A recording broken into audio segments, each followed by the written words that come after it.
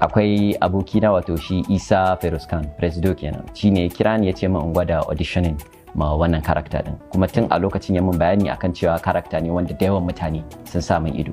Bilal ranka da Raba Gardama please da ni na ajiye wannan sunan tun a New York yanzu da sunana ana asali kawai nake amfani.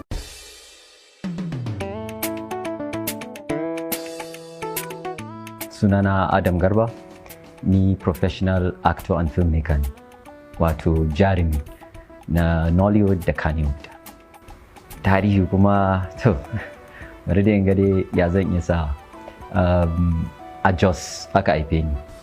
A Jos na girma a nan ne makaranta na primary da secondary. Sai na tafi Nasarawa State University na je na degree ina wato a banking and finance. Ban taba karantan acting ba per se, amma na ɗau wasu courses after na script writing da acting kuma na ɗau drama classes da nake secondary school.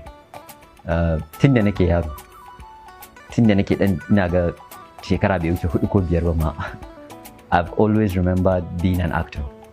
Wato na abin ba ni na zaɓa acting ba, abin sai mun kamar acting ne zaɓe ni. Din sabida da yawan lokaci haka idan an ɗamin abu kuma in yi kukan ƙarya don in samu wani abu, so a nan duk dai na koyi abin da ya abin a jikina daga yanayin abubuwan da nake kallo kuma a TV.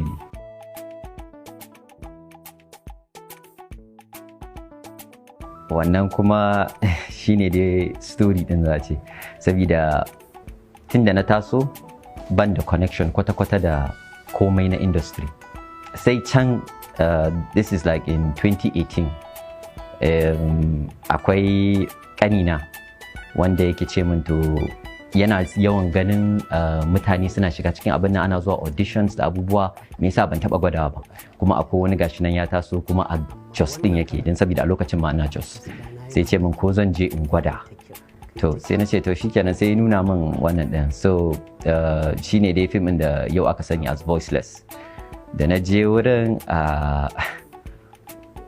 sanda bugun zuciya ya kama ni, zan ce ko gabana dai ya faɗi saboda ban taba zuwa audition ba, first try ina ne, ban taba gwada komai ba ko a online, ban taba applying ba kowane film ba. Sai da na je dai na ga mutane dubbai 8 na je na safe, to sai kusan karfe 5:30 na samu ne auditioning ina. Da dai na shiga dai akwai Robert Peters daga Turai ya zo haka, to shine dai yana gani na sai picking interest, sai nuna min ya ji daɗi na, ya sassa ni na abubuwa dai kala-kala, duk abin da ɗanin planning, sai na samu Voiceless. To bayan na samu Voiceless din ne dai, to sai ya zama hit.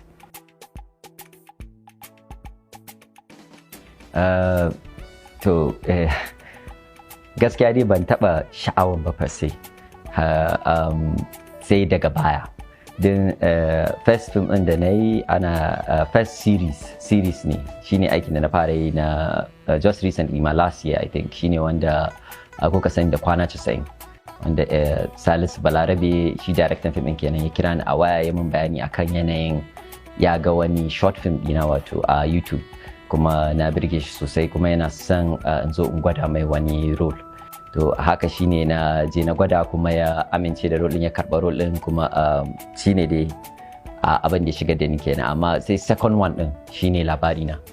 Gaskiya dai yin Labarina shi ya canja min completely tunanina akan Arewa, like na ji daɗin aikin sosai, na ji daɗin komai akan aikin, da masu aikin da wanda muke aiki da su duka na ji daɗin gaskiya. Wato wannan dai karakta ne wanda ni kaina ban yi expecting zai samu irin wannan reception din ba, ko irin wannan reaction din. Wato akwai good akwai bad ga baki daya, but wannan abu ne wanda yake faruwa, so I'm used to it. Kuma me kai a rayuwar nan akwai wanda zai criticizing, so for actors it's not that different.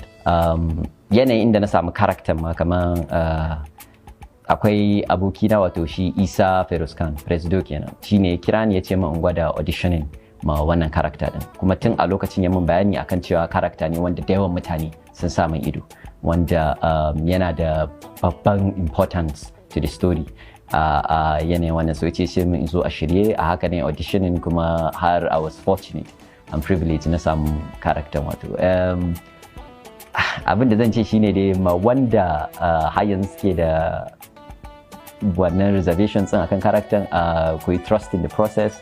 Aiki ne wanda I believe in kuka bashi chance za ku ji daɗin shi. Karakta ne wanda I believe he will come good.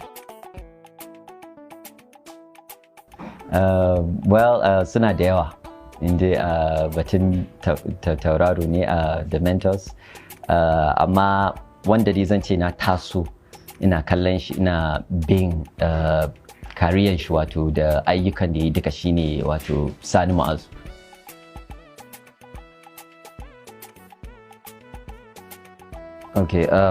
Bambancin dai mostly zan ce kuɗin kayan aiki da kuɗin aiki.